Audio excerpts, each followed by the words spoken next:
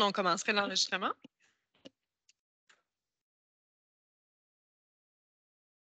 Alors, bonjour, messieurs, dames et les gens qui nous écoutent à la maison. Geneviève Laroche, présidente de la Commission de l'aménagement du territoire. Alors, je déclare cette première séance de l'automne ouverte. Avec moi, il y a beaucoup de, beaucoup de beau monde aujourd'hui. Alors, si je fais une présentation rapide des gens qui m'entourent, j'ai M. Yves Tremblay, qui est directeur du service de la planification et de la gestion du territoire. Donc, je me suis présentée aussi, Geneviève Laroche, présidente de la commission. J'ai les membres, évidemment, de la commission, donc Mme Fernande Dalouse, qui est conseillère du district du Carrefour, Mme Danielle Bertol, conseillère du district de Desranleau. Et j'ai Mme Lefebvre, conseillère du district de Saint-Élie, qui sont les membres. Monsieur Charon ne sera pas là aujourd'hui, étant donné la situation des élections provinciales. Ensuite, nous avons aussi, pour les équipes qui nous accompagnent, nous avons Sophie Lacombe, qui est secrétaire de direction. Nous avons Nathalie Brochu, qui est ici pour nous présenter notamment le point sur la pollution lumineuse. Madame Lynne Dansereau, qui est chef de division, planification, réglementation et patrimoine. Nous avons aussi de la direction générale conseillère stratégique Cyrielle Fleury. Et nous avons Madame Prisca Gilbert, soutien aux élus. Est-ce que j'ai oublié quelqu'un? Et nous aurons les invités dans la salle. Je les présente en premier. Nous avons aussi des invités dans la salle qui vont venir intervenir sur un point que je présenterai en temps et lieu. Alors, je vous rappelle qu'on est en commission publique, donc les gens qui sont invités, tout le monde peut venir assister à la commission publique, ne peuvent pas intervenir sauf sur invitation pour des dossiers précis. Donc, c'est le cas aujourd'hui. Nous avons 2 intervenants. Donc, je déclare la séance ouverte si ça vous convient. Alors, pour commencer, adoption de l'ordre du jour. Vous avez tous reçu l'ordre du jour. Est-ce que ça vous convenait tel quel? Merci. Au niveau du procès-verbal, vous l'avez reçu à l'avance aussi. Il a été approuvé. Est-ce qu'il vous convenait avec les modifications telles qu'il a été déposé maintenant? Merci.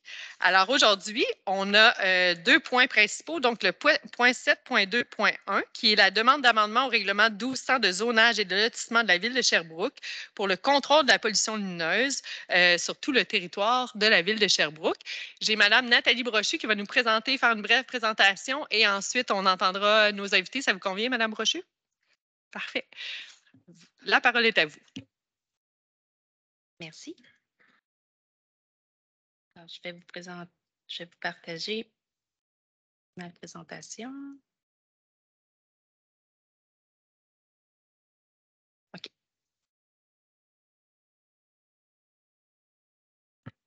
Vous m'entendez bien? Oui? Merci. Donc, oui, je vous présente une demande de modification pour le règlement 1200 de zonage et lotissement sur le contrôle de la pollution lumineuse. Donc, je vais vous expliquer brièvement. En fait, je vais vous faire une petite introduction rapidement. Peut-être juste approcher un peu le micro. Un petit peu plus? Juste un tout petit peu. Est-ce que ça va comme ça? Oui. Donc, le terme contrôle de la pollution lumineuse, ça désigne l'utilisation excessive ou inappropriée de la lumière artificielle. Donc, diminuer la pollution lumineuse, c'est simplement éclairer mieux. C'est ce qu'on essaie de faire à travers notre réglementation depuis qu'elle est applicable sur le territoire de la ville de Sherbrooke. Rapidement, pour vous localiser la ville de Sherbrooke par rapport à la réserve internationale du sel étoilé dans lequel on fait partie, tout comme les 3 MRC du Haut-Saint-François et Granit. Donc, ce sont 3 MRC qui, oui, effectivement, on a une réglementation qu'on applique depuis plusieurs années. Elle comprend 34 municipalités dans les 3 MRC et ça s'étend sur un territoire de 5 300 km² et ça touche environ 225 000 citoyens. Donc, l'écoéclairage, les 4 principes essentiels. Donc, notre réglementation est basée sur ces 4 principes. Donc, l'orientation, la couleur, l'intensité et la période pour ce qui est de l'écoéclairage. Donc, vous allez revoir à travers cette réglementation-là tous ces principes à travers cette réglementation. Pardon, je me suis répétée.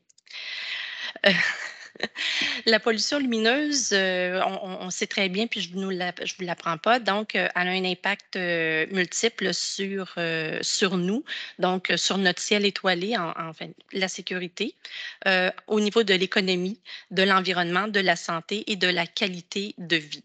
Donc, c'est pour ça qu'on vient appliquer certains principes à travers notre réglementation. Rapidement, comme je vous mentionnais, il y a eu une évolution réglementaire par rapport à ça. Donc, en 2004, on a eu un premier plan d'action où la Ville de Sherbrooke a adopté concernant pour sauvegarder le ciel étoilé, a été initié par l'astrolabe du Mont Mégantic. En 2008, la Ville a adopté justement un règlement de contrôle intérimaire 395 à la suite de ce plan d'action.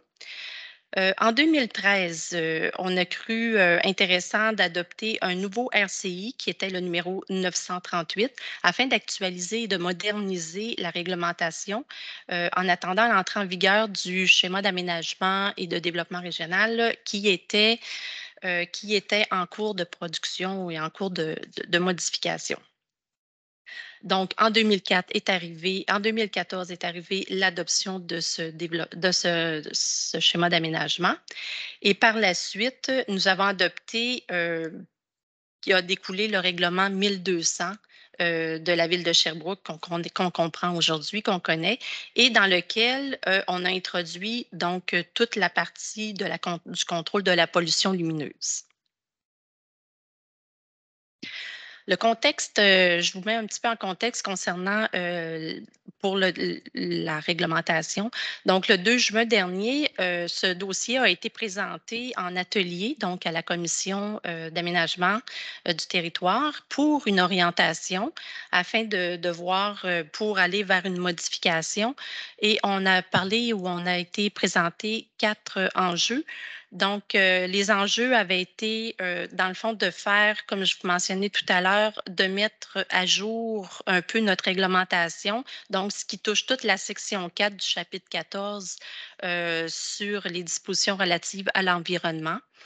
Il y avait le remplacement d'un croquis qui devait se faire à l'article 14.4.8 qui a été élaboré aussi. Donc, c'était sur l'orientation du flux lumineux. C'était pour une meilleure compréhension. On a introduit une nouvelle sous-section, dans le fond, dans le règlement, dans lequel on va parler de l'éclairage d'un bâtiment de culture en serre. Donc, je reviendrai un petit peu plus tard. C'est une préoccupation qui avait été soulevée. Donc, à ce moment-ci, on croyait s'ajuster et se mettre à jour concernant la réglementation. Il a été mentionné aussi parce que la réglementation touche nos enseignes électroniques sur le territoire de la ville. À ce moment-ci, je vous dirais que on va aller chercher un nouveau mandat, donc j'en parlerai pas aujourd'hui concernant en faisant référence à ces enseignes. C'est ce qui avait été défini. Donc, c'est le contexte du projet dans lequel on se retrouve.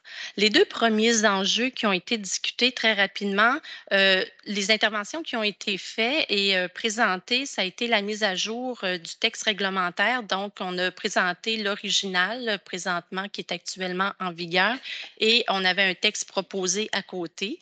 Donc, on a pu voir là, les quelques petits changements et les ajustements qui ont été faits tout au cours de cette réglementation-là. Le remplacement du croquis, donc relatif à l'orientation du flux lumineux qui a été fait. Donc, vous pouvez le voir dans le bas. Celui qui est applicable présentement, c'est celui avant et celui qu'on va retrouver à la réglementation. Donc, qui va être beaucoup plus explicite pour le règlement et pour l'application aussi. Le troisième enjeu, celui qui soulevait un petit peu plus de préoccupation, c'est la nouvelle sous-section qui sont les dispositions relatives à l'éclairage d'un bâtiment de culture en serre. Donc, on propose d'ajouter le 14.5.1 qui est un système d'occultation.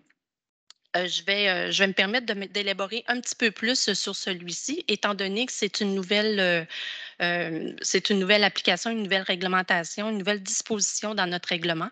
Donc, on va faire référence à tous les bâtiments ou parties de bâtiments de culture en serre, autres que les serres domestiques, qui utilisent un éclairage de photosynthèse à d'intérieur, qui doivent être munis d'un les serres vont devoir être munies d'un système d'occultation et respecter les conditions, donc les 4 conditions que vous voyez là pour limiter les fuites de la lumière vers l'extérieur.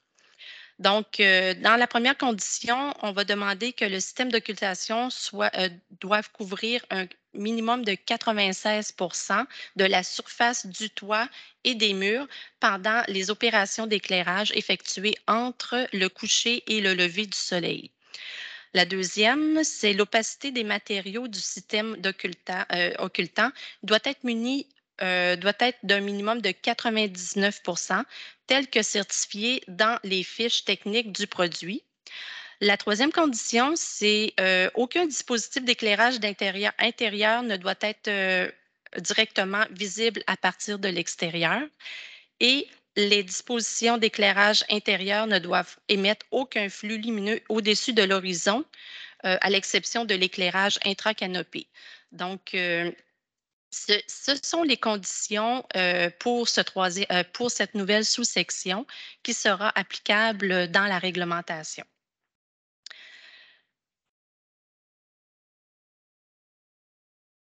Cette nouvelle sous-section sera accompagnée d'un petit croquis explicatif, donc où on reprend les conditions pour la compréhension, tout comme là, le petit croquis là, pour le flux, les orientations du flux lumineux.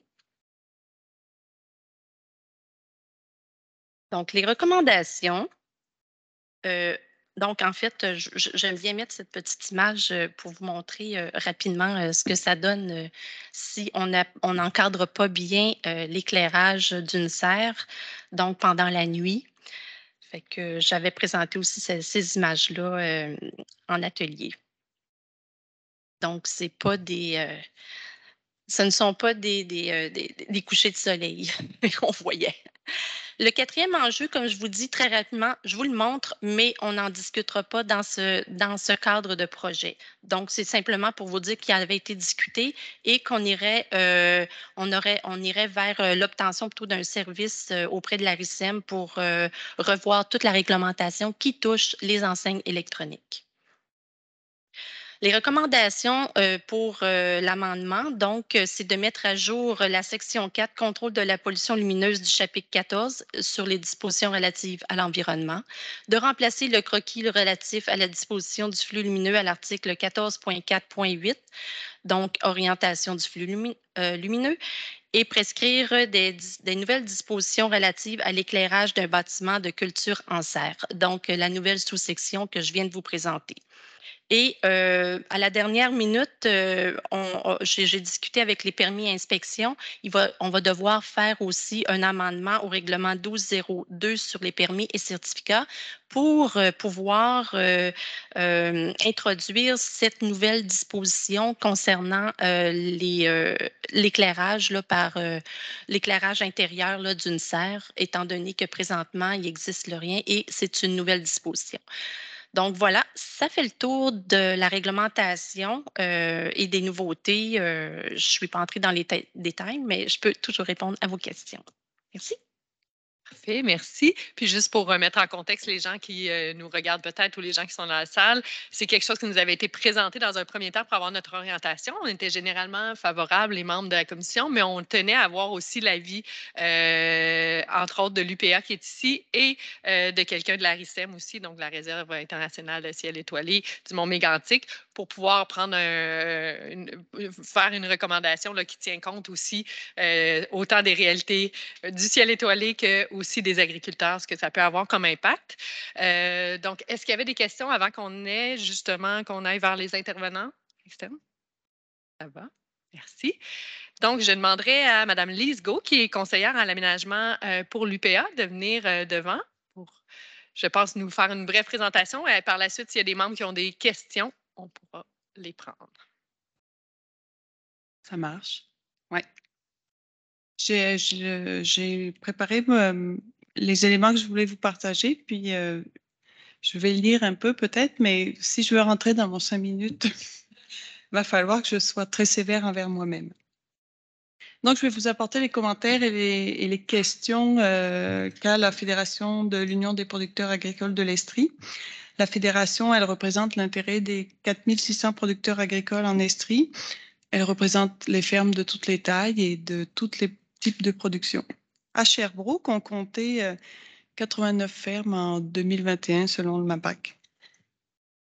Donc, d'entrée de jeu, je tiens à préciser que la Fédération de l'UPA Estrie a toujours participé à la diffusion de l'information sur l'éclairage extérieur et les normes auprès des producteurs agricoles. Plusieurs producteurs, particulièrement dans la zone 1 de la réserve, ont participé aux efforts de conversion il y a quelques années. Je vais vous faire une petite mise en contexte générale. Au niveau municipal, nous, notre fédération, on sensibilise souvent les élus et les intervenants à la complexité, puis parfois à l'incohérence de l'adoption de normes municipales qui diffèrent des municipalités voisines ou qui diffèrent des règlements, de la réglementation provinciale. C'est d'ailleurs un constat qui avait été fait dans le cadre du plan de développement de la zone agricole de Sherbrooke et qui avait alors décidé d'ajuster les règlements municipaux aux normes provinciales. Je poursuis ma toute petite mise en contexte. C'est on a pu constater dans son portrait de l'agriculture urbaine commerciale du Québec en 2021 que le Creteau, qui est le carrefour de recherche, d'expertise et de transfert en agriculture urbaine, il a relevé les difficultés pour l'implantation de fermes urbaines dans les villes. Et il a réalisé un sondage auprès des fermes commerciales urbaines. Et ce sont près de 3/4 des entreprises qui se disent freinées par les lois et les règlements d'urbanisme, notamment les règlements municipaux et de zonage. C'était la mise en contexte. Je vais y aller avec des points plus précis. Donc, à Sherbrooke, les producteurs, ils sont en accord avec la protection de l'environnement nocturne. On ne discutera pas de ça. Mais ils sont quand même préoccupés par le fait qu'il s'agit d'une réglementation municipale à laquelle les producteurs agricoles des territoires limitrophes ne seront pas assujettis. Donc, cette différence des réglementations, ça offre un avantage aux produits agricoles qui viennent d'autres secteurs. Notre question, avez-vous validé la disponibilité de programmes de financement qui vont pouvoir intégrer les dépenses supplémentaires générées par les exigences du règlement? Et ces programmes couvriront-ils l'entièreté des frais supplémentaires engendrés par la réglementation? Selon nous, la ville de Sherbrooke doit travailler en étroite collaboration avec les entreprises qui sont déjà implantées sur son territoire et qui pourraient être concernées par la réglementation. Et la ville devrait prévoir des accommodations pour les entreprises existantes qui possèdent déjà des infrastructures et ces infrastructures qui pourraient être difficilement mises aux normes. Par exemple, je prends un exemple, une entreprise horticole qui est implantée de longue date et qui voudrait convertir sa production vers la production de légumes là, pour répondre par exemple à un besoin alimentaire. Est-ce qu'elle bénéficierait d'assouplissement au niveau réglementaire de la part de la ville parce que son infrastructure n'a pas été prévue pour recevoir un tel aménagement?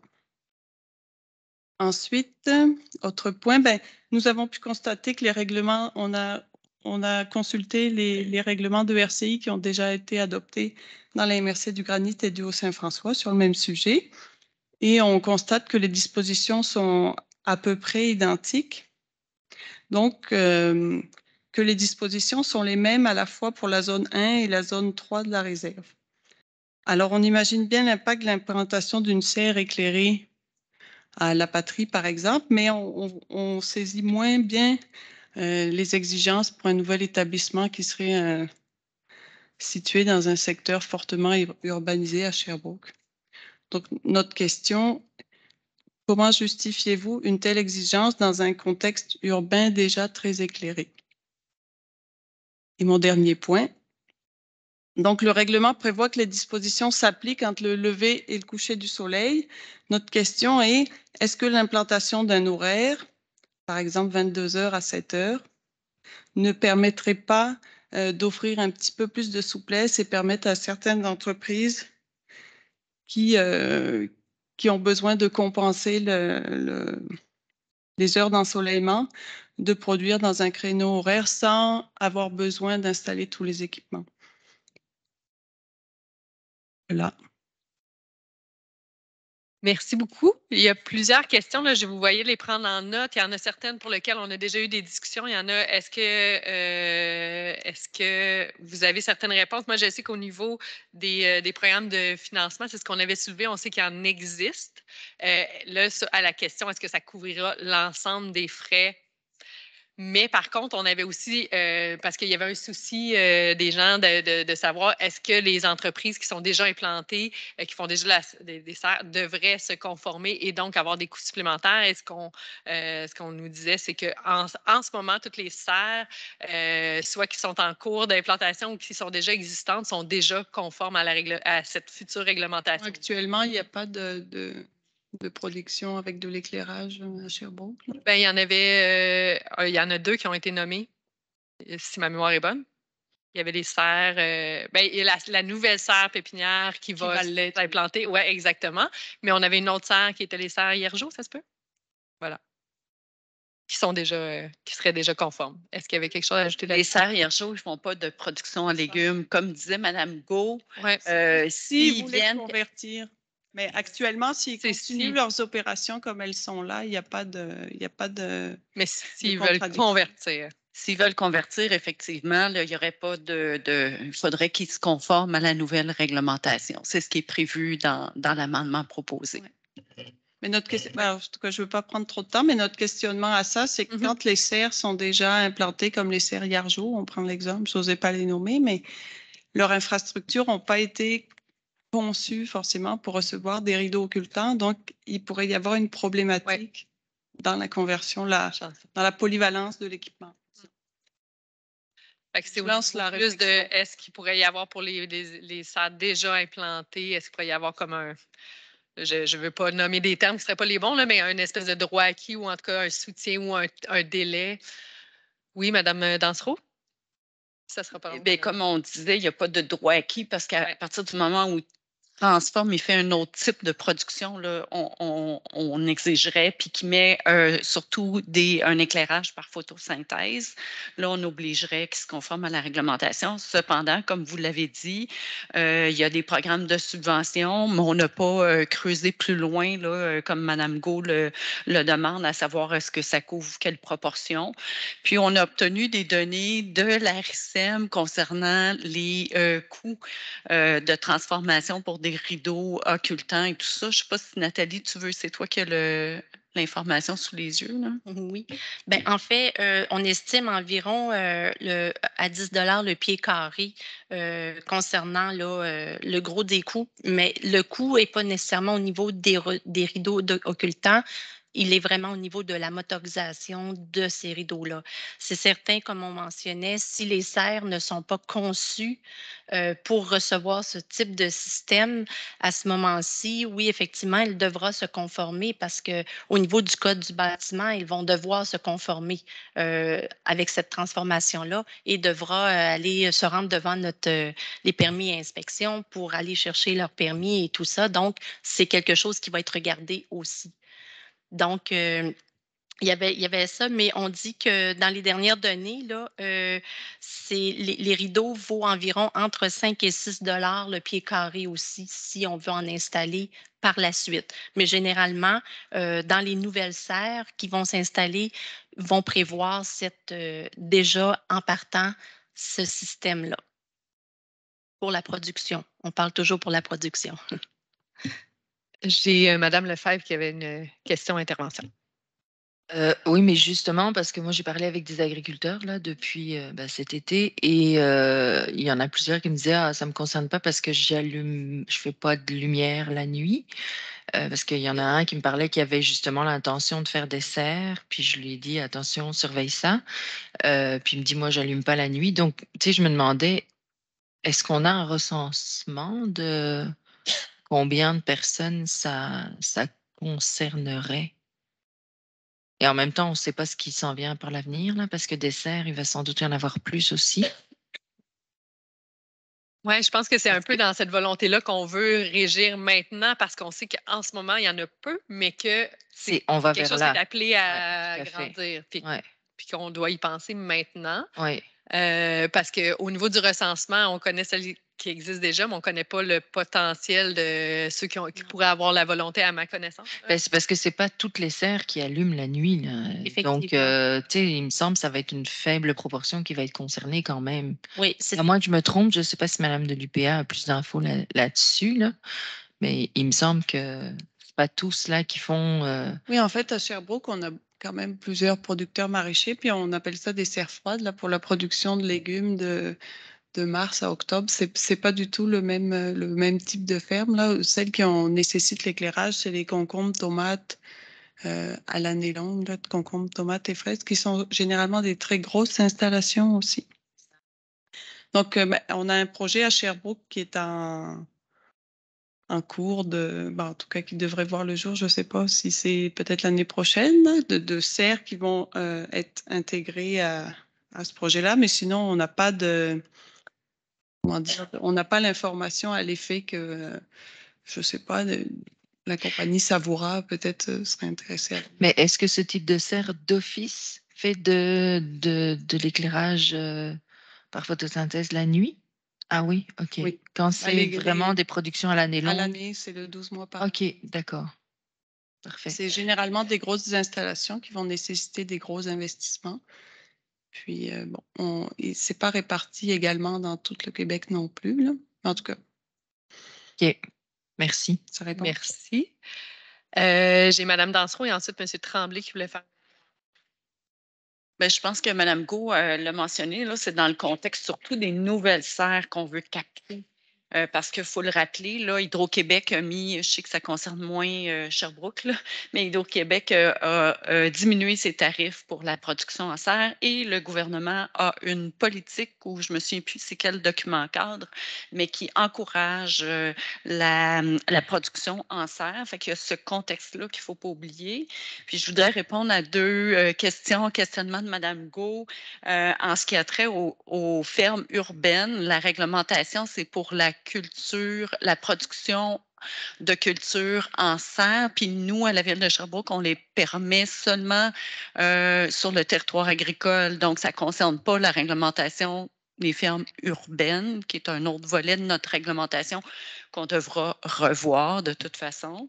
Puis, pour ce qui est du contexte urbain, mais Madame Nathalie Brochu l'a présenté dans la mise en contexte. Ça fait longtemps que la Ville de Sherbrooke a une réglementation pour tout type de nouvel éclairage. Et donc, ce n'est pas uniquement les productions agricoles en serre qui doivent se conformer à la réglementation, mais tout type de nouvel usage qui ont une certaine quantité de lumière doivent se conformer à la réglementation déjà existante de la ville. Et comme le mentionné, je rajouterais Mme Rocher aussi, puis c'était un souci qu'on avait. On veut être aussi avoir une certaine équité et travailler sur tous les fronts. Fait que c'est pour ça aussi qu'en termes d'affichage électronique et tout ça, on veut aussi commencer à mieux baliser parce qu'effectivement, vous le mentionnez, Mme Go, c'est sûr qu'on est en contexte urbain, il y a déjà plus de lumière, mais on a déjà un plan d'action qui touche à la fois les résidences privées, le commercial et tout, parce qu'on veut diminuer cet impact-là, même si on est en milieu urbain. Fait que je pense qu'effectivement, il faut être cohérent. Il ne faut pas nuire plus aux producteurs qu'on nuirait à d'autres types de commerces. Il faut vraiment avoir une norme qui va nous permettre de rencontrer des objectifs, je pense, de manière équitable envers les gens, mais qui nous permettent de rencontrer des objectifs. Moi, il y a les deux questions sur les heures, là, le 22 heures à 7 heures. Je serais curieuse, peut-être après la présentation de M. Boucher, de voir un peu son avis aussi là-dessus, sur les impacts que ça peut avoir. Puis, il y a le volet, vous disiez, au niveau Granit et Saint-François, vous parliez que la réglementation est similaire, mais pas tout à fait identique, c'est ça? Ou vous dites.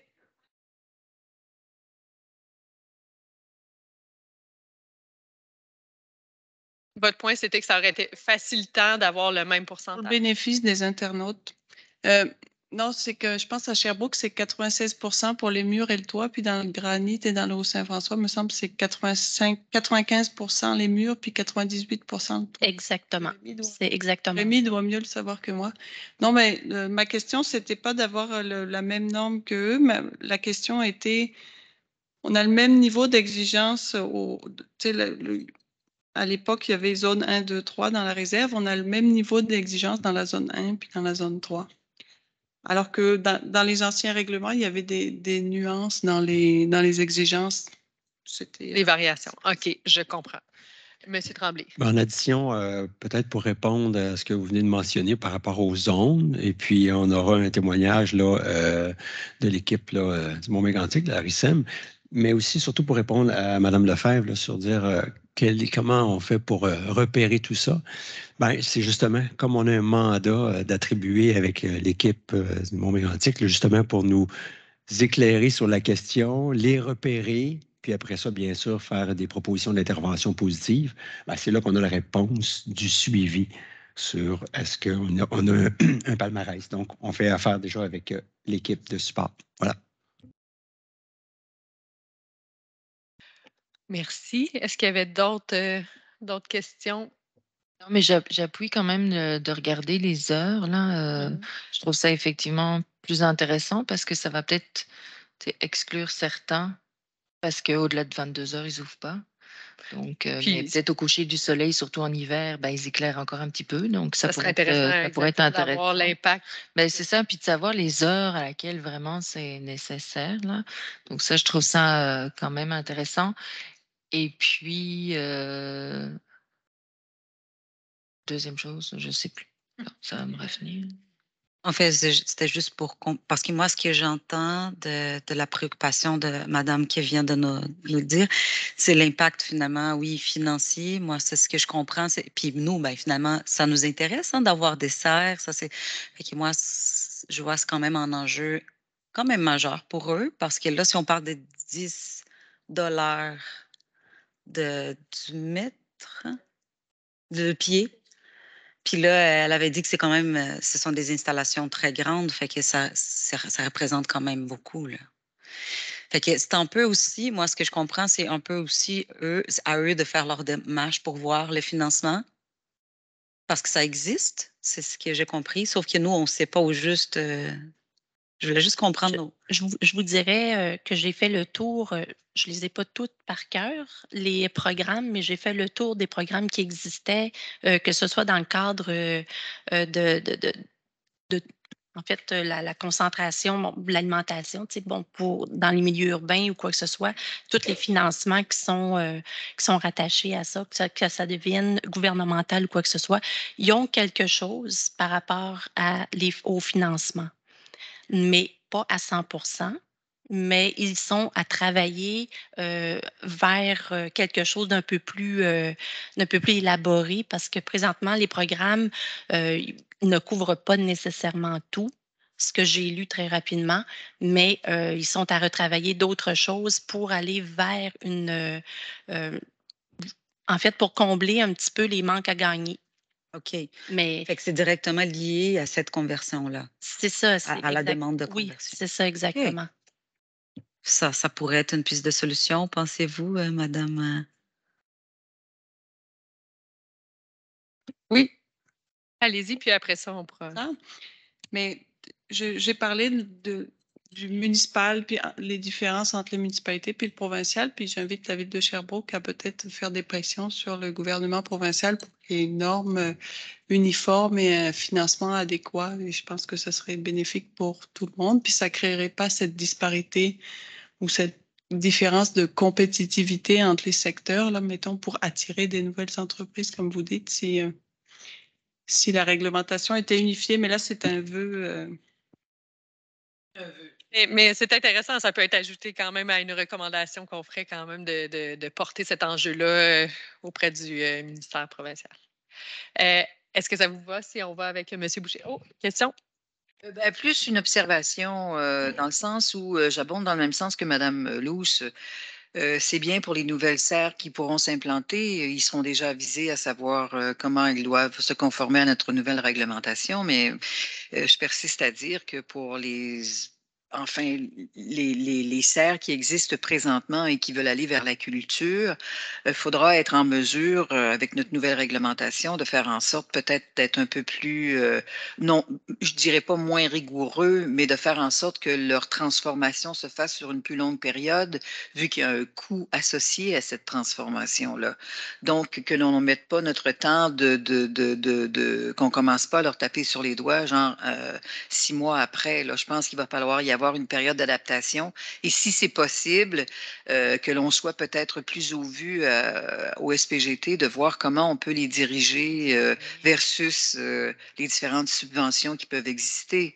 Parce que du jour au lendemain, on l'a mentionné tout à l'heure, que probablement qu'il y a des gens qui vont se tourner davantage vers le maraîcher, puis qu'à un moment donné, ben, si on ne veut pas en souffrir en tant que population, ben, il va falloir trouver un moyen de les accompagner, ces gens-là, pour qu'ils se conforment à notre nouvelle réglementation, si c'est déjà une serre qui existe et qui faisait autre chose. C'est ma seule et unique préoccupation que j'ai à ce niveau-là. Là. J'ai absolument rien contre le ciel étoilé. Parfait, c'est merveilleux, c'est extraordinaire. Mais il ne faut pas non plus que ça se fasse dans un état de choc et qu'on soit bang tout de suite. Puis il faut falloir trouver un moyen de les accompagner. Comment? Ben là, ce sera à nous de le déterminer en tant qu'élus. Mais je pense qu'il faut en tenir une préoccupation. Merci. Je me suis souvenu de mon point. Je serais aussi en faveur qu'on uniformise les pourcentages avec les autres MRC là, pour que ce soit moins de confusion. Pardon? Ils sont déjà pas uniformes entre elles. Ah, OK. Ah, je pensais qu'elles étaient toutes les deux en... Ah non, OK. Ah, je pensais qu'il y avait juste nous qui dénotions. J'ai mal compris. Est-ce que ça vous va qu'on passe à M. Boucher? On pourra qu'on le fait. Alors, si vous voulez vous avancer.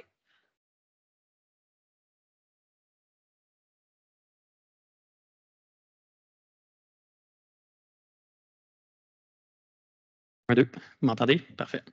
Je vais partager mon écran, ce sera plus simple. J'ai mis quelques images. Je crois que ça devrait aider à comprendre certaines choses. OK, parfait.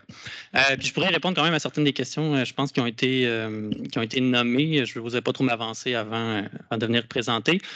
Donc, Rémi Boucher, je suis responsable scientifique. Je suis aussi porte-parole pour la réserve internationale de ciel étoilé du Mont-Mégantic. Comme Mme Brochu l'a montré tout à l'heure, la ville de Sherbrooke fait partie là, depuis tout le début de la réserve internationale. Puis c'est vrai que souvent, c'est la réserve de ciel étoilé, on pense au ciel étoilé, mais c'est vraiment une question de réduction de la pollution lumineuse. Alors, oui, ça se fait pour le Mont-Mégantic, ça se fait pour la région avoisinante, mais ça se fait aussi beaucoup pour les citoyens. Depuis toujours, on met de l'avant les différents impacts de la pollution lumineuse, que ce soit au niveau de la qualité de vie, au niveau de la santé, au niveau des écosystèmes, de l'environnement et tout ça. Fait que je pense que c'est important de se le rappeler, surtout quand on parle de territoire, puis est-ce que la ville de Sherbrooke, à quel point ça les touche et tout ça. C'est un beau cas. Demain soir, justement, il y a l'inauguration de l'Oasis de ciel étoilé au Mont-Bellevue.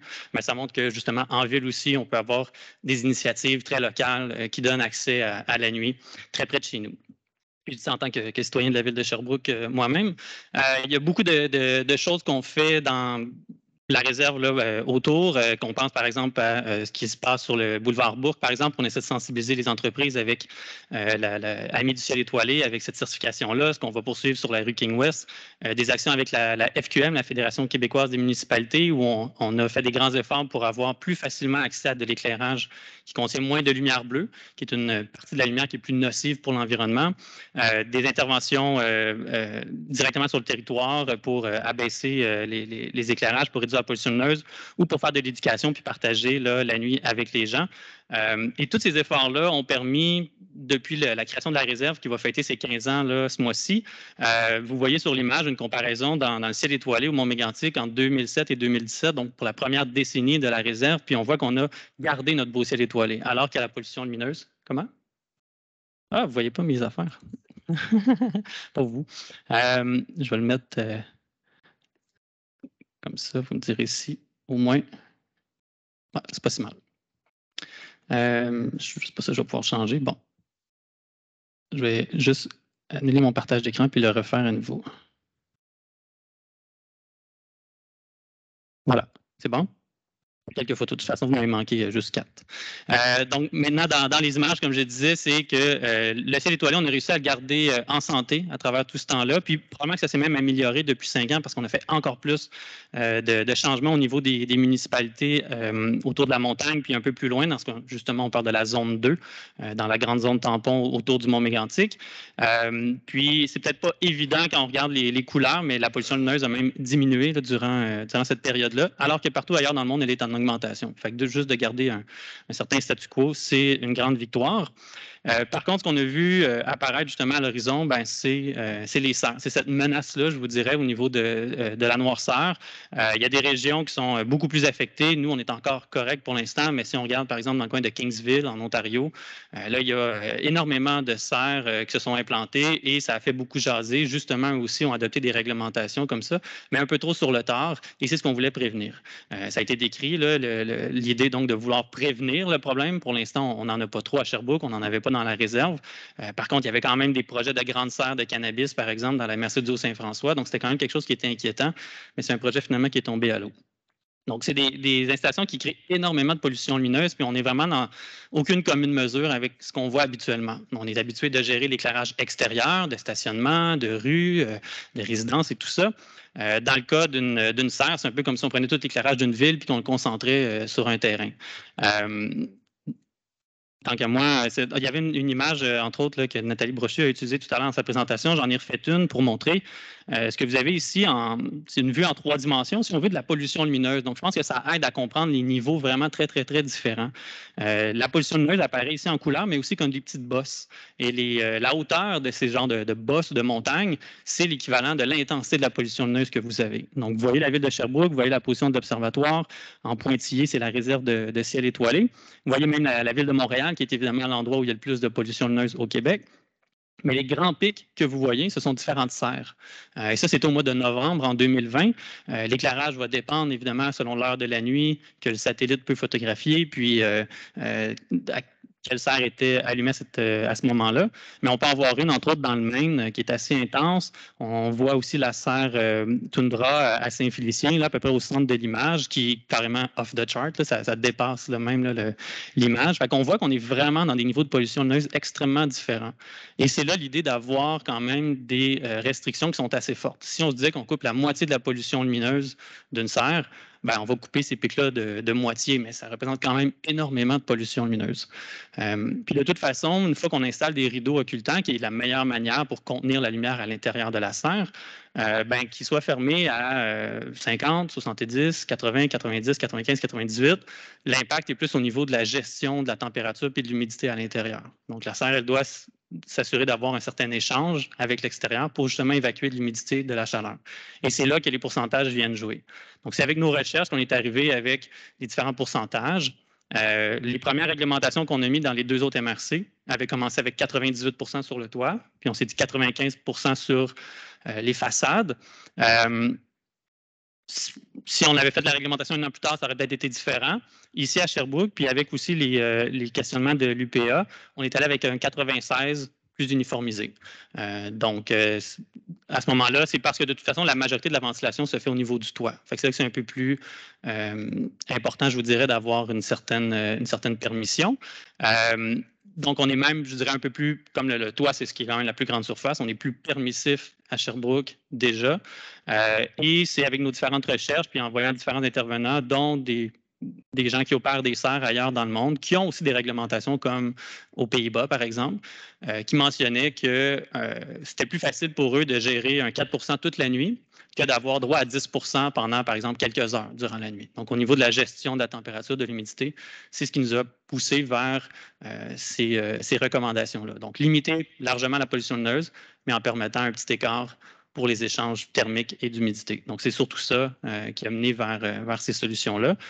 Puis après ça, au niveau des 99% pour l'opacité des matériaux, ben ça, c'est vraiment pour s'assurer qu'on a un truc opaque. Parce qu'il existe des matériaux qui vont juste, par exemple, couper un peu la lumière du soleil, faire un peu d'ombrage le jour.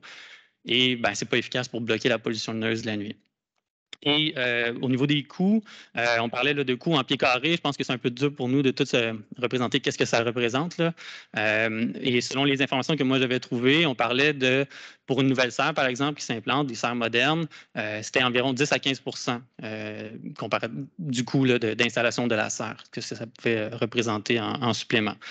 Donc, ce n'est pas non plus complètement impossible à réaliser, puis ça se fait déjà quand même. Si on pense, c'est déjà des solutions qui existent. Par exemple, c'est un peu la même chose ici. Mais donc, ces rideaux-là, par exemple, les serres Loufa à Montréal en ont installé. La serre Toundra qui a quand même fait parler à Saint-Félicien, qui s'est développée en 3 phases, bien, la dernière phase, ils en ont des rideaux comme ça. Ce n'est pas parce qu'il y avait une réglementation. Je pense qu'eux-mêmes ont vu que ça générait beaucoup de pollution lumineuse. Puis il y a eu beaucoup de grogne dans la dernière année. Puis c'est entre autres parce que les rideaux n'étaient pas encore en fonction. Ils étaient installés, mais ils n'étaient pas encore en fonction cet hiver, dans le coin du mois de décembre, du mois de janvier. Et comme c'est une phase encore plus grande, mais ça générait encore plus de pollution lumineuse. Alors, l'industrie est déjà en train de les utiliser parce qu'il y a aussi des avantages au niveau de garder son énergie à l'intérieur. On augmente la luminosité de à peu près 15 à l'intérieur, puis on garde aussi la chaleur, ce qui est particulièrement important en hiver, tout en gardant un certain contrôle dessus. Donc, les compagnies qui vendent ces rideaux-là se vantent parfois d'avoir des économies d'énergie de 75 %. Donc, c'est quand même une bonne manière d'aller récupérer des coûts qui sont, oui, un peu supplémentaires au début, mais il y a des grands avantages. Après ça, à pouvoir utiliser plus de lumière à l'intérieur et en gardant aussi là, la chaleur pour la grande partie. Mais en laissant, dans le fond, un petit pourcentage pour gérer tout ça. Donc, ici, il y a un exemple, par exemple, d'un produit qui bloque 99,9 % de la lumière. Puis, c'est là aussi qu'on parle d'économie d'énergie d'environ 75 %. Puis, il y avait un exemple déjà ici à Sherbrooke, une petite serre à Bishop. Excusez-moi, je dois être en train de dépasser mon temps, je fais toujours ça. Mais donc, la serre à Bishop, qui pour moi est un exemple parfait, c'est une petite serre ici parce que c'est une serre de recherche, mais dès le départ, la responsable de la chaire voulait avoir ce genre de rideau-là. Elle avait été elle-même sensibilisée aux impacts de la pollution lumineuse. Puis on peut voir ici, quand les rideaux sont ouverts, on voit même l'éclairage que ça fait sur les résidences étudiantes, qui est le bâtiment qu'on a sur la gauche de l'image. Et lorsqu'on monte les rideaux, ben voici ce que ça fait. Donc ça, c'est exactement avec les mêmes réglages d'appareil photo. Là. Fait qu'on voit que c'est très, très marqué. D'au-dessus, on peut voir qu'est-ce que ça donne à peu près. On voit un petit peu l'espacement qui peut rester des fois juste au niveau mécanique entre les rideaux. Puis c'est une des raisons pour qu'on ne voulait pas non plus aller vers du 100 % parce que ça devient difficile à appliquer dans la réalité. Mais on le voit bien ici, là, avec une autre image qui montre comment ça peut être très efficace pour garder la pollution lumineuse, faire moins de pollution lumineuse, mais garder la lumière qui est efficace, elle, à l'intérieur. Alors, c'est un exemple parfait pour nous qui étaient déjà en plus sur le territoire. Voilà. Est-ce qu'ils sont à un pourcentage comme nous, on va le... Oui, techniquement, je pense qu'ils sont à 100 %. Après ça, c'est juste un petit peu au niveau mécanique. Il peut y avoir des fuites et des trucs comme ça. Donc, je pourrais l'approximer à 99 %, mais ça n'a pas été mesuré comme tel. Mais c'est justement à l'intérieur qu'on voyait, entre autres, une augmentation de 15 % de la luminosité quand les rideaux étaient fermés. Donc, voilà. Merci beaucoup. Ça fait plaisir. Pour la présentation. Est-ce qu'il y avait des questions spécifiquement pour M. Boucher? Est-ce qu'on peut vous entendre sur les heures, justement? Parce que vous nous avez parlé un petit peu, là, mais comme la suggestion de Mme Gaud de 22h à 7h, est-ce que vous... Oui, dans le fond, j'ai quelques points. C'est quand même quelque chose qu'on avait pensé là, quand on a regardé les différents points de la réglementation. C'est une possibilité. Ça existe ailleurs. Par exemple, j'ai mentionné les Pays-Bas, donc ils ont une réglementation depuis au moins... Je crois que c'est 2010. Non, 2010, je pense que c'était leur dernier changement à la norme, là, mais ça fait une dizaine d'années, je crois, qu'ils ont une réglementation nationale. Puis, pour certaines serres, donc eux, ils vont discriminer selon la quantité d'éclairage à l'intérieur et selon la taille de la serre. Donc, ça peut être une méthode déjà pour au départ un peu, mais ça complexifie aussi la réglementation et son application, ce qui n'est jamais bon à mon avis. Mais c'est quand même une possibilité, à mon avis, pour des petites serres. Je pense que ce serait logique de peut-être ajouter ça, mais en étant conscient que ça va ajouter une complexité. Ça pourrait être bon, je pense, pour des petites serres qui ne sont pas conçues justement avec des murs vitrés et tout ça, mais peut-être plus là, les serres en tunnel et des trucs comme ça. Mais encore là, c'est rarement celles-là qui vont ajouter de l'éclairage parce que là, ça prend aussi une structure pour soutenir tout ça. Est-ce que le besoin est réellement là? Je ne sais pas. L'autre affaire aussi, c'est que des fois, les stratégies, c'est lesquelles les bonnes heures pour éclairer? Là? C'est un peu plus simple d'y aller du coucher au lever du soleil. C'est une heure qui est facilement identifiable, qui varie quand même beaucoup avec l'année. Les serres sont surtout utilisées l'hiver. Et c'est là que le soleil se couche le plus tôt puis qu'il se lève le plus tard. Alors, c'est là que les nuits sont le plus longues. À certains endroits où ils veulent minimiser la grogne du voisinage, ils vont éclairer très, très tard dans la nuit parce qu'ils se disent que les gens dorment. De l'autre côté, au niveau environnemental, c'est pas mieux. Au niveau de l'observation astronomique, c'est même pire. Alors, quelles sont les bonnes heures? Bon, on pourrait rajouter 1 heure après le coucher de soleil, puis aller 1 heure avant le lever du soleil pour approximer, mais encore là, c'est à mon avis des complexités supplémentaires. L'exemple de la sœur à l'Université Bishop, c'est le coucher de soleil. Donc, souvent, les éclairages vont partir en fin d'après-midi quand la lumière diminue à l'extérieur. Mais au coucher du soleil, le système est programmé que les rideaux vont se lever. Et la sœur peut toujours fermer ses éclairages pour, par exemple, faire plus de ventilation. Donc, les rideaux ne sont pas obligés d'être levés toute la nuit, seulement au moment où il y a de l'éclairage, finalement. Merci. J'ai M. Tremblay qui avait une intervention. Merci beaucoup pour l'information. Elle est très complète et surtout de réveiller l'effet d'humidité, chaleur, l'opacité des toiles vient aider justement à ce contrôle-là qui est une donnée importante. Oui, tout à fait. Je trouve ça tout à fait intéressant et il ne faut pas non plus diminuer l'effet négatif d'une serre qui est très, très éblouissante dans son secteur, sachant que c'est souvent en périphérie, des fois aussi des zones urbaines, donc c'est des endroits qui sont normalement plus calmes en éclairage. Alors, l'impact d'une serre éblouissante est encore plus marqué, probablement pour le voisinage. Et pour la faune aussi, là, qui est tout autour. Donc, ça, il ne faut pas le dénigrer, mais surtout pour les personnes qui ont besoin d'un moment de noirceur pour récupérer de la journée. J'imagine aussi que quand on aura des dossiers qui seront plus pointus ou des gens qui sont moins familiers avec toute la science qu'il y a autour de ça, qu'on pourra tirer sur vos compétences pour accompagner, bien sûr, les demandeurs, parce que tout le monde y gagnerait là, en bout de piste, autant la RICEM que le client, que nous, bien sûr, au niveau du contrôle de la réglementation. Certainement, on est toujours là pour ça. Merci beaucoup. Des petits jusqu'au plus gros. Merci. Est-ce qu'il y avait d'autres questions, interventions? Madame Lefebvre. Puis après ça, on regardera ensemble pour passer à la recommandation. Mais c'était juste un commentaire. Je voulais remercier là, les intervenants parce que pour faire un mauvais jeu de mots, c'était très éclairant. J'ai jamais entendu ce jeu de mots-là avant. Oui, c'est la rentrée, on est en forme. Mais non, ça amène vraiment des réflexions diverses. Donc, c'est bien là, de savoir la tolérance, c'est comme tu as dit, Yves. Et voilà, mais sur les heures, par exemple, je trouve que il y a encore une réflexion à avoir ou parce que vous en avez parlé, mais si on mettait des heures comme l'UPA propose de 22 à 7, est-ce que ça serait acceptable pour vous? Premièrement, je pense qu'il faudrait aller voir. Premièrement, le 22 heures, il dépend beaucoup. L'été, je vous dirais que c'est pas très grave parce que le soleil se couche assez tard. L'hiver, ça l'est beaucoup plus quand le soleil se couche à 4h30 l'après-midi. Les gens, en soirée, en tout cas, ça représente quand même quelque chose d'important. Je pense que si on fait ça, rajouter des heures, j'aurais tendance à discriminer pour une certaine taille de serre. Parce que je pense que les très grandes serres qui ont les moyens de s'installer, ce qu'on voit en fait qui pousse au Québec en ce moment, c'est des très grandes serres. C'est pas des...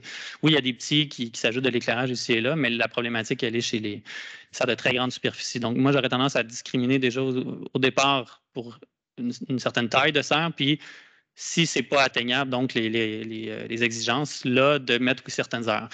Au niveau du 22 heures, 7 heures, est-ce que ça devrait être 21? Est-ce que ça devrait être un certain nombre d'heures après le coucher de soleil? Ça serait à voir. Mais en même temps, est-ce que ces heures-là vont rencontrer les besoins de la production? Ça va être différent si c'est des tomates, si c'est des concombres, si c'est des radis.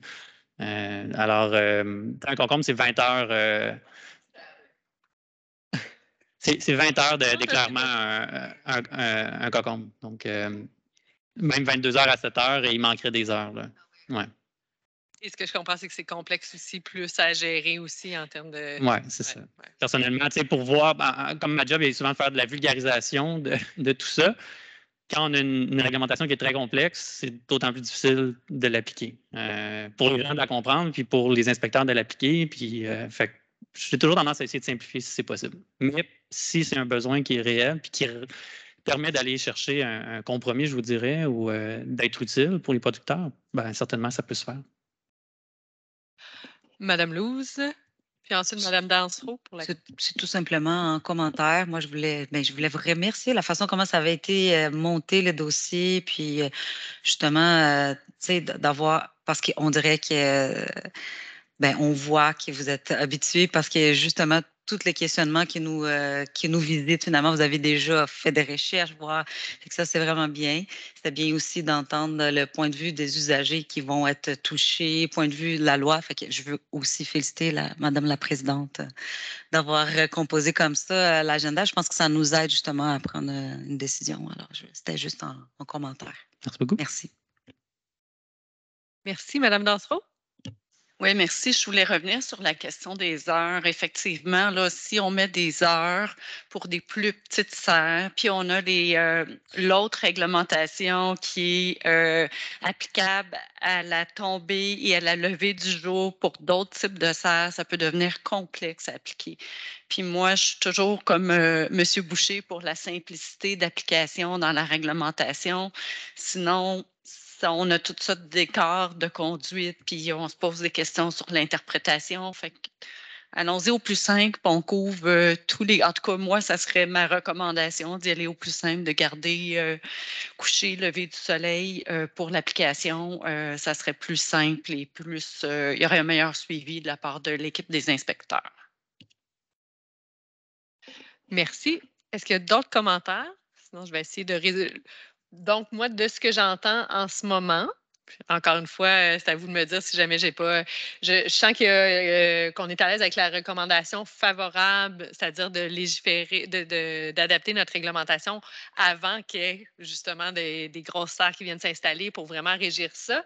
Mais j'entends aussi qu'il y a un souci de voir à ce que ceux qui sont déjà implantés, qui voudraient convertir, qu'il y ait une souplesse ou qu'il y ait une façon de les aider à se donner le temps de s'adapter si jamais il y a lieu. Est-ce que je résume bien? Est-ce que c'est quelque chose qui est faisable? C'est-à-dire, parce que la recommandation telle qu'elle est en ce moment dans le sommaire décisionnel nous dit qu'on va de l'avant et qu'on met à jour notre section sur notre réglementation sur le contrôle de la pollution lumineuse. Est-ce qu'on peut ajouter à ce moment-là une note, une préoccupation pour répondre un peu aussi à ce que l'UPA nous a indiqué? Je pense qu'on pourrait peut-être ajouter un certain laps de temps pour qu'ils puissent se conformer à la nouvelle réglementation, les serres qui sont déjà existantes là, puis qui veulent faire de la production de légumes. Je pense aussi, avec le commentaire, je ne sais plus si c'est Mme Berthold ou Mme Lefebvre, d'apporter un appui, un support, un accompagnement. Le Bureau de développement économique de la Ville pourrait peut-être accompagner pour trouver du financement ou entreprendre Sherbrooke. Donc, on a des organismes disponibles pour accompagner. Ça donnerait ce laps de temps-là des possibilités d'accompagnement par les paramunicipales ou par le Bureau de coordination de développement économique de la Ville. Très intéressant. Puis j'ajouterais le volet aussi que Mme Gau soulevait. Je pense qu'il est important de aussi se sensibiliser et de dire est-ce que la Ville peut jouer aussi un rôle dans l'influence du gouvernement provincial pour dire que ça aiderait beaucoup les producteurs d'avoir des normes qui sont uniformisées et d'avoir du soutien pour aider les agriculteurs à s'adapter. Fait qu'on pourrait peut-être ajouter ça à la recommandation? Peut-être. Est-ce que ça vous convient? Oui. Oui?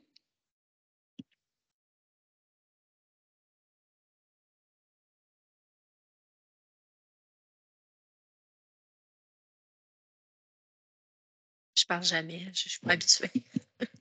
Donc, on dit qu'on ajoute un laps de temps, un délai pour les serres qui sont déjà en place, puis qu'on va leur permettre d'être accompagnés par des organismes qui sont déjà là, et aussi qu'on veut aider les gens à faire une uniformisation au niveau des réglementations provinciales.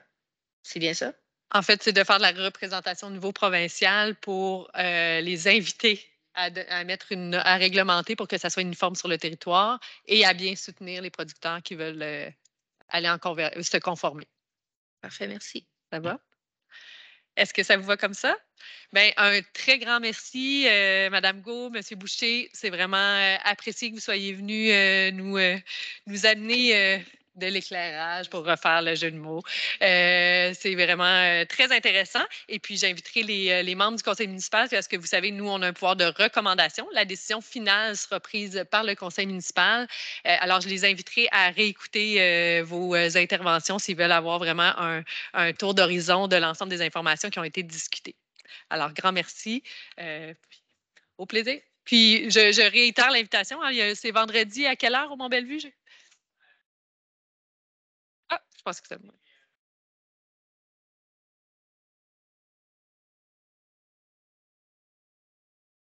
Parfait. Donc, 18h30 à l'Université de Sherbrooke au niveau de la réserve internationale du ciel étoilé. Merci. 18h30 vendredi à l'Université. Je souhaite qu'il fasse beau. Il va faire beau. Ah oui. Merci infiniment. Donc, on irait à notre dernier point de la séance, qui est le point 8.1.1. Nous avons notre invitée, Mme Suzanne Bergeron, qui va venir nous présenter. C'est un dépôt de l'inventaire archéologique, cette fois dans le secteur du site Bishop. Donc, bonjour. Vous voyez bien à l'écran la présentation? Oui, je crois. Donc, Oui, est-ce que le micro est allumé, par contre? oui, mon micro est allumé, oui. Oui. Donc, je vais vous faire la présentation du rapport final de l'inventaire archéologique qui a eu lieu dans le secteur des sites Bishop à l'été passé. Donc, déjà en partant, je dois vous dire, je ne suis pas archéologue et c'est un domaine qui est très pointu. Donc, je vais vulgariser et synthétiser l'information qui était très volumineuse. Donc, d'abord, la localisation des sites archéologiques. Le site archéologique existant qui s'appelle le site BIEX2 ou le site Bishop est localisé en bordure de la rivière Saint-François entre le pont de la Saint-Francis et l'embouchure de la rivière Massawippi au sud de la piste cyclable. Donc, c'était un site existant qui a déjà été inventorié dans les années 60, 80, 90, qui était connu des archéologues, mais pas très documenté. Mais surtout, ce site-là a été visé pour des fouilles assez urgentes en 2021 parce qu'il est visé par l'érosion des berges. Donc, d'année en année, il y avait une perte d'artefacts et la documentation n'était pas très bien documentée au fil des années. Donc, l'objectif, c'était vraiment de venir documenter ce site-là pour les prochaines générations. Lors de l'inventaire à l'été 2021, il y a 2 autres sites archéologiques qui ont été découverts à l'ouest du site Bishop. Donc, je vais vous en présenter dans les prochaines diapositives. Donc, c'est important de dire, pour localiser le site, le site Bishop et les 2 nouveaux sites sont vraiment en plein cœur d'un réseau de rivières, notamment la rivière Saint-François qui traverse d'est en ouest une bonne partie du Québec, mais aussi la rivière Massawippi qui se dirige jusque vers le sud des États-Unis. Donc, il faut dire qu'à à l'époque préhistorique, ben, c'est les rivières qui étaient les autoroutes pour le déplacement des populations. Donc, l'inventaire, il faut dire, qui a été réalisé l'été passé durant 3 semaines avec une équipe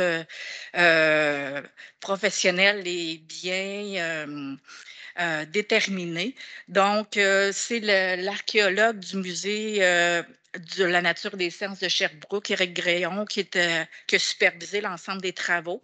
Il est accompagné de Claude Chapdelaine, éminent archéologue de l'Université de Montréal, et 7 étudiants bénévoles et d'archéologues du Grand Conseil de la Nation Wabanaki. Il faut dire que le site est sur le terrain de BCS, Bishop College School, donc, du fait qu'on travaille dans l'histoire et la préhistoire, les Abénakis ont été interpellés pour ces fouilles-là. Donc, si on débute la présentation pour le site Bishop, le site existant, c'est un site qui est environ 100 mètres en bordure de la rivière Saint-François. C'est une petite intervention sur 4 mètres carrés qui a permis de découvrir 480 vestiges culturels. D'abord, 30 tessons qui étaient découverts, les tessons de poterie dans la période sylvicole. Je ne vous parlerai pas des années, vous l'avez probablement lu, mais c'est la période préhistorique la plus récente. Ensuite, 3 outils qui étaient découverts dans les 2 périodes sylvicoles et archaïques. Puis 28 éclats d'ébitage, c'est-à-dire c'est des éclats qui ont servi à produire des outils, mais c'est les résidus dans le fond de ce travail-là. Dans une matière inconnue jusqu'ici au Québec, là, la rhyolite, donc il y aura des études qui seront faites en lien avec cette nouvelle matière-là. Ensuite, découverte d'un foyer et de 305 os blanchis. Dans le fond, c'est des os calcinés. Et quand on découvre un foyer, c'est très intéressant et riche parce que ça nous permet la datation au carbone 14. Donc, ça nous permet de confirmer l'époque d'occupation du site. Ce foyer-là a été découvert à 70 cm. Il faut dire que plus qu'on descend bas, plus qu'on s'en va loin dans la préhistoire, là, parce que c'est des couches successives de l'époque préhistorique qui se sont succédées. Ce site-là aussi a permis la découverte de fragments de cuivre européens. C'est assez particulier. Jusqu'à date, on avait très peu découvert la période historique, là, la période du régime français. Donc, on voit que c'est un site qui a même été occupé pendant une longue période. Donc, comme je vous ai dit tantôt, c'est un site qui avait une très grande valeur, qui était une connaissance depuis 50 dernières années, puis qui avait une fréquence, puis une appropriation par le propriétaire. Donc, en conclusion, 4 périodes différentes pour le découpage chronologique du site Bishop. Ce qui fait on sait qu'il y a eu une occupation pendant une très longue période sur ce site-là. Ensuite, durant cette intervention-là, en 2021, ça a permis de découvrir un nouveau site. Il faut dire que des sites archéologiques, c'est principalement localisé entre des ruisseaux, dans le fond, des barrières naturelles. Donc, ce qui permet de localiser ce nouveau site-là, c'est la délimitation de 2 ruisseaux qui convergent vers la rivière Saint-François. Ce nouveau site-là, qui est le site BIEX 30, qui a été nommé Sibosimis en langue amédaki, qui veut dire petite rivière. Donc, c'est un site qui a environ 60 mètres, qui est juste à l'ouest du site Bishop. Donc, ce site-là a permis d'inventorier 5 unités de fouilles, c'est-à-dire des puits en profondeur et 5 sondages. Donc, des sondages, c'est vraiment des interventions très rapides qui permettent de vérifier s'il y a présence ou non d'artefacts. Donc, sur le total de 8,25 mètres carrés, ça a permis de localiser quand même 1500 vestiges culturels, ce qui est quand même important.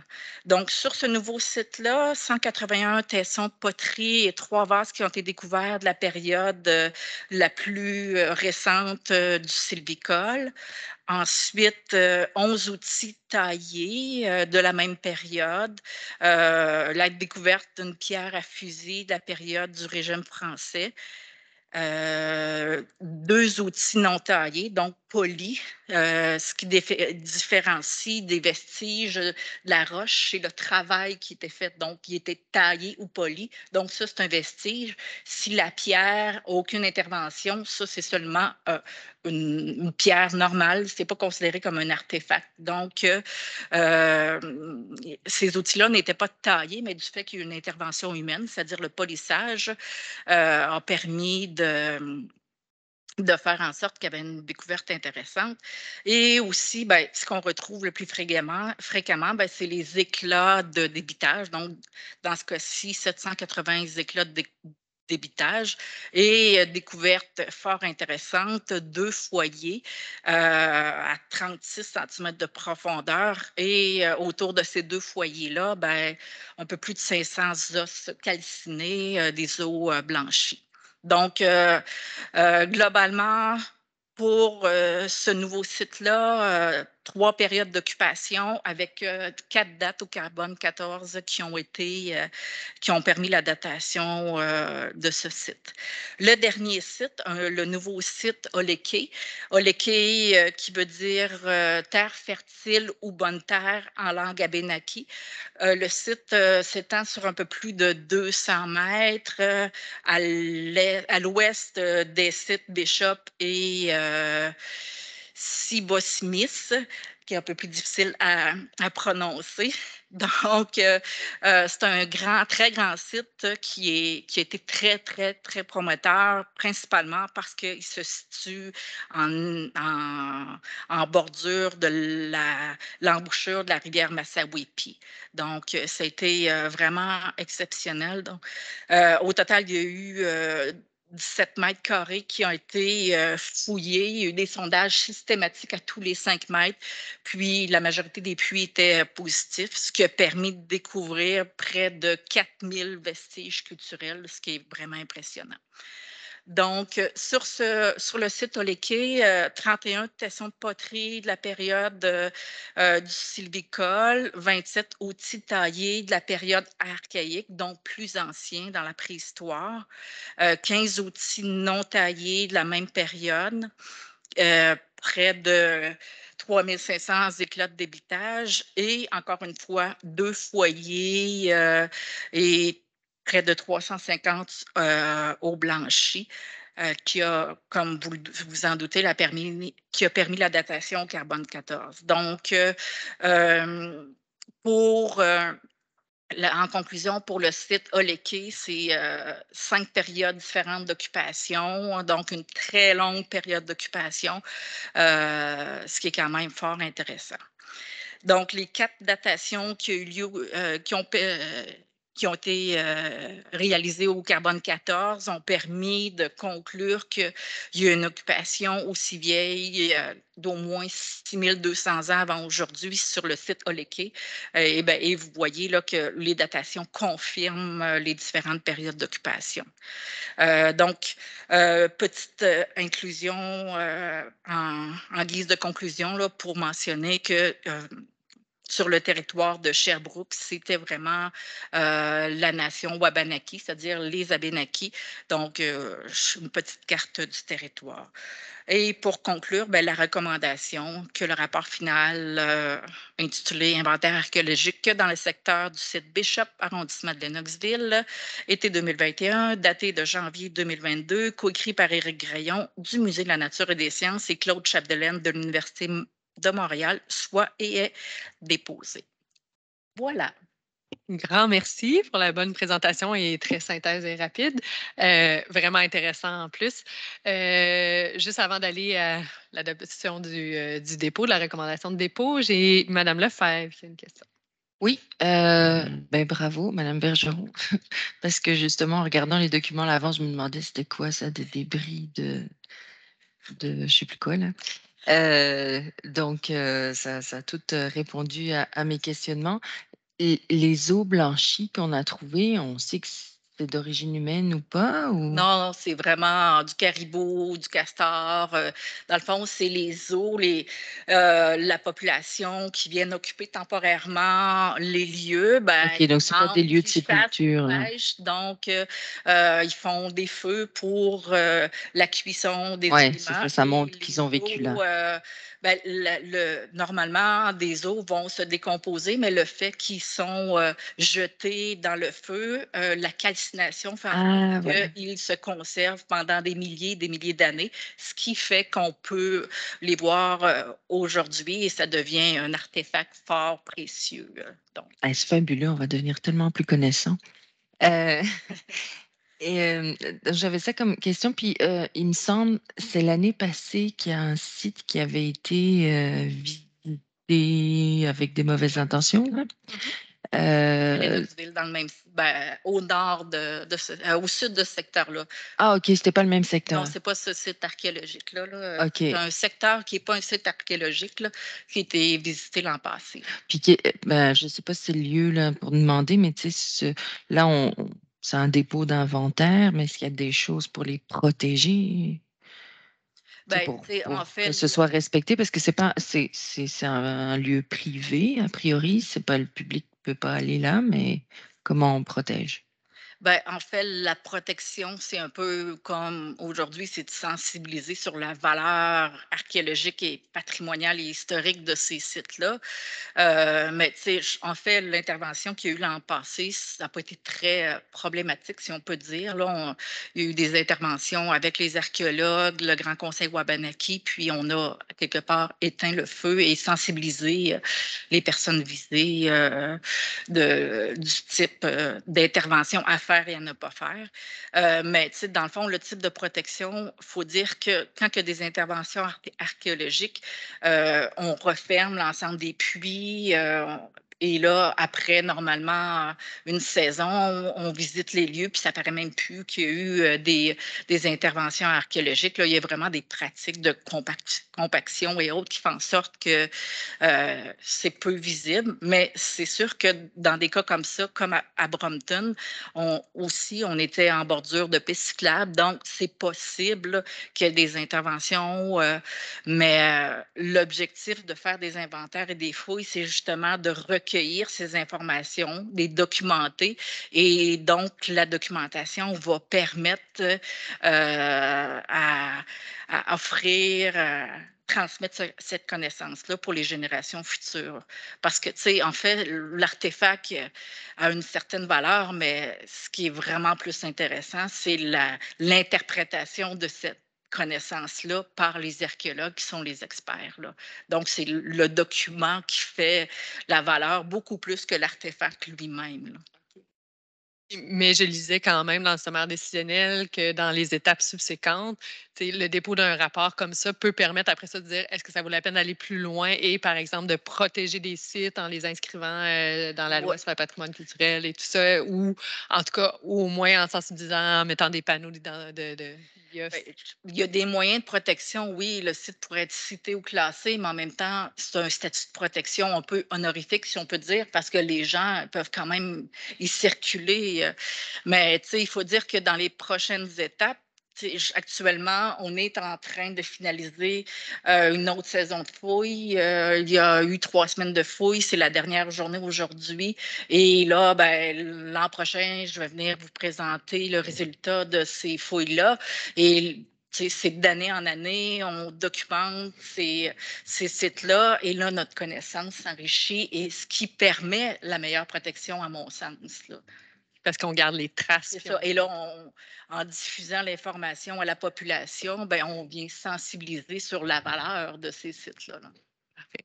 Merci beaucoup, M. Tremblay. C'est important de ramener les choses là, dans l'ordre. Effectivement, ce n'est pas une chasse au trésor. Ce n'est pas des valeurs qui sont commercialisées. On ne peut pas mettre ça sur le commerce. Donc, c'est important de le mentionner. C'est beaucoup plus pour enrichir notre passage puis le passage des peuples avant nous. Ce qui est surtout pertinent, pour l'avoir vu moi-même en ayant emprunté la piste cyclable dernièrement, là, on voit effectivement encore un restant de petites bâches là, bien installées, tout ça. Donc, on demande aux gens de respecter l'intégrité de tout ça parce que ça nous permet par la suite de faire des conclusions puis de poursuivre, effectivement. Mais rappelez, c'est pas des chasses au trésor, c'est des fragments. Il faut même comprendre qu'est-ce que c'est. On le voit par la qualité des images que monsieur, madame, tout le monde, là, puis on ne peut pas penser qu'il y a une interprétation à apporter en arrière de ces fragments-là. Par contre, c'est une richesse patrimoniale qu'il faut mettre en lumière. Alors, c'est ça qui était intéressant. Donc, le fait de le mentionner, je pense que ça va permettre l'intégrité, là, au moins la compréhension, puis que tous et chacun puissent porter une attention à la protection, puis sensibiliser les gens autour d'eux de faire attention à ces sites-là. Merci. Merci. Est-ce qu'il y avait d'autres interventions? Lynn me rappelait aussi que lorsqu'il y a des découvertes archéologiques, la loi sur le patrimoine culturel prévoit qu'on est obligé de déclarer au ministère de la Culture les découvertes. Et là, normalement, c'est le propriétaire qui détermine à qui vont les artefacts. Donc, les gens qui découvrent un artefact n'en sont pas propriétaires. La propriété de l'artefact appartient au propriétaire. Dans ce cas-là, sur le site, c'est le Bishop College School.